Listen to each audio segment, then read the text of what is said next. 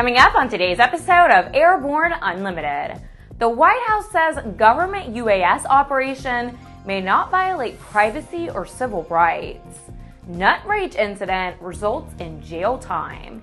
And Clay Lacy operation expands on Nuys Airport in California.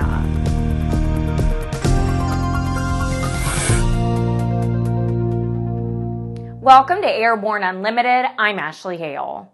As the FAA released its outline of proposed rulemaking for UAS operations, the White House released a memorandum to emphasize that UAS operations must comply with the laws dealing with personal privacy. The document outlines goals and procedures to manage the collection, use, retention, and dissemination of information obtained by UAS and ensure protection of privacy and civil liberties. According to the President, UAS should not violate First Amendment rights, and measures should be taken to ensure that privacy, civil rights, and civil liberties complaints can be properly investigated.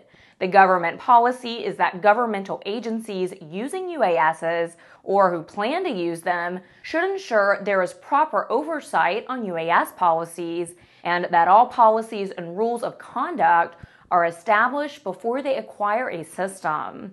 Numerous guidelines for government agencies regarding privacy and civil liberties will be put into place. It looks like the courts in Seoul, South Korea have determined that it is possible to take hubris to the point of being a crime in what has been called the nut rage case. In December, the daughter of Korean Air's chairman, known as Heather Cho, ordered the flight she was on out of JFK to return to the gate so that the chief flight attendant could be removed from the plane. His infraction had been to serve Cho macadamia nuts in a bag rather than on a plate in first class. She also required the flight attendant to kneel in the aisle and apologize. Cho was found guilty of forcing a flight to change its route, obstructing the flight's captain in the performance of his duties, and forcing a crew member off a plane. She's been sentenced to 1 year in prison. After the break, work has started on the Clay Lacy South Campus. There's a difference between charting a steady course and pushing for the ceiling. And for nearly a century, Hartzell Propeller has been defining that difference. It's in our passion for engineering and research and our dedication to testing the limits of performance. We are built on honor. We are Hartzell Propeller. The KSN 770 is an affordable, WAS-enabled integrated MFD with a flexible hybrid user interface from Bendix King. Get your fingers on the 770's perfect blend of touchscreen and hard buttons. Easily control your GPS navigation, NavCom, weather, traffic, and terrain in any condition. For more information, go to bendixking.com. Welcome back. If you have a story suggestion for Airborne Unlimited, send an email to news-spy@aero-news.net. Ground has been broken on the Clay Lacy Aviation's Nuys South Campus, a $10 million 6-acre expansion of its current headquarters facility at Nuys Airport in California.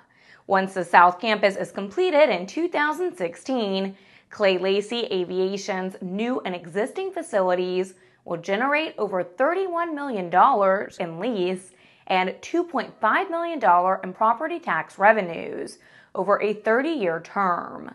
The development will also create approximately 25 new maintenance, line service, and ground support jobs, with an annual payroll of $2 million, including employee benefits. Scheduled for completion by year-end 2015, the new development, combined with Clay Lacy Aviation's current leasehold, will encompass 14 total acres, 149,000 square feet of hangar space, and 34,667 square feet of office, training, and meeting space.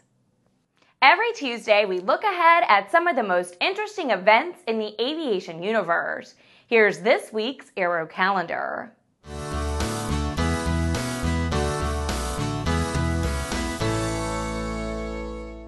On February 20th, the EAA's B-17 aluminum overcast will pay a visit to Kendall Tamiami Executive Airport in Florida. And their Ford Tri-Motor is appearing at Phoenix Deer Valley Airport in Phoenix, Arizona. February 21st and 22nd marks the 32nd annual Northwest Aviation event. The Northwest Aviation Conference and Trade Show is being held at the State Fair Event Center in Puyallup, Washington. You're invited to a luncheon on February 24th by the Aero Club of Northern California at Michael's at Shoreline Restaurant in Mountain View, California. Reed Dennis will provide a presentation on his around-the-world trip in his Grumman Albatross seaplane. There will be a major air show at the Marine Corps Air Station in Yuma, Arizona on February 27th and 28th. This ICAS event will feature military and civilian air show performance. It's going to be a blowout show. After these messages, UAS rules should be flexible and innovative. AML's patent-pending wireless induction charging system eliminates confusion over those charging cables, cuts down cockpit cable clutter, and allows you and your passengers to fly cordless and eliminate the cable nightmare. www.aviationmodificationleaders.com. Since the early days of powered flight, pilots have struggled with landing in crosswinds. In fact, crosswinds and wind gusts cause more landing accidents than fog, thunderstorms, and icing combined. That's where the Redbird X-Wind SE comes in. By placing pilots in gusty crosswind conditions for extended periods of time, the X-Wind SE gives instructors all the time they need to teach the pilot the proper techniques for landing in crosswind conditions. For more information on Redbird X-Wind SE and Redbird's entire line of flight training devices, visit www.redbirdflightsimulation.com. Sandia introduces the new SAI 340 Quattro standby instrument. TSO'd airspeed, attitude, altitude, and slip. With integral backup battery, safety never looked so good. See it now at www.sandia.aero. With so much news coming out of the aviation industry, we've summarized some other interesting stories in a brief segment we call Around the Patch.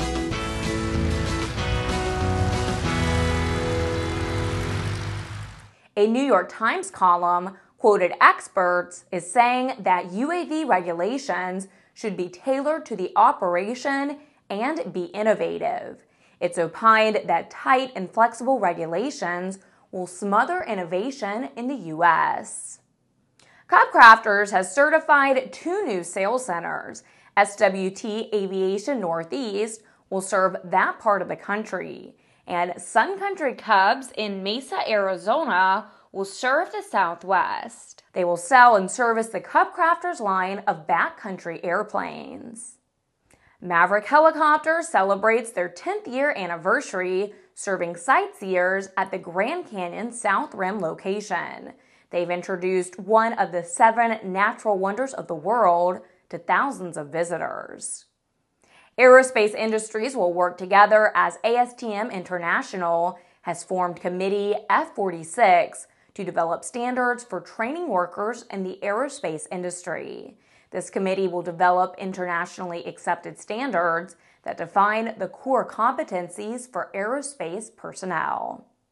Well, that's it for today's trip around the patch. Let's move on to the rest of the news. A Bridgewater, Virginia company is exploring the possibility of returning President Dwight D. Eisenhower's Columbine II to the air. The 1948 USAF Lockheed C-121A Constellation and the first presidential aircraft to be called Air Force One is presently languishing in the Arizona desert. Columbine II was retired by the USAF in 1968 and sold surplus in 1970. It then sat in salvage yards in Arizona until 1990, when it was made airworthy again. After flying a few hours, it was parked in Marana, Arizona in 2003 and has not been aloft since. Dynamic Aviation is exploring the viability of purchasing and preserving Columbine II as a symbol to future generations of America's values at that time in our history. The aircraft is mostly intact, but certain key components are missing, and repairs to systems are required. Dynamic Aviation is looking for parts and components and is asking for help in placing this historic airplane back in flight. Well, that's our program for Tuesday, February 17th.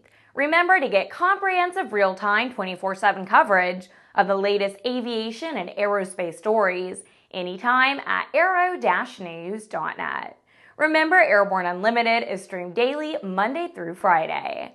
Please join us in a growing roster of over 100 outstanding industry associations and organizations every weekday for the best in aviation and aerospace news. I'm Ashley Hale. Thanks for watching.